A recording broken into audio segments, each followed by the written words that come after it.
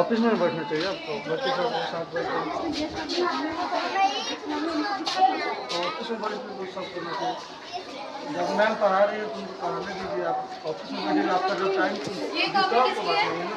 बच्चे सब गाड़ी बोल रहा है लोग तो बच्चा मैम आए हैं तो फिर बच्चे खिला रहे हैं, कोई बुला रहा है, अपने गाना सुन रहे हैं लोग, पढ़ाई में बच्चा सब बोल रहा है ना, हम लोग थोड़ा ना बोल रहे हैं, आप ही लोग बच्चा बोल रहा है।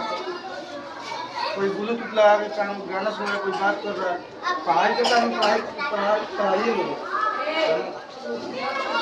बहुत बच्चे बोल रहा है सर कि ब्लूटूथ लगा के क्या बात कर रहे हैं, पढ़ाई के टाइम में पढ़ाई अपने बात करना है तो फिर टाइम 2 से बात नहीं छूटा है। बच्चा सबसे कुछ बढ़िया से पढ़ाई बोलेगा तब तो इतना मार मारेंगे ना। अरे सीनियर लेकर पाँचवा क्लास कहाँ बदल पाँचवा ऊपर बोले 5वां क्लास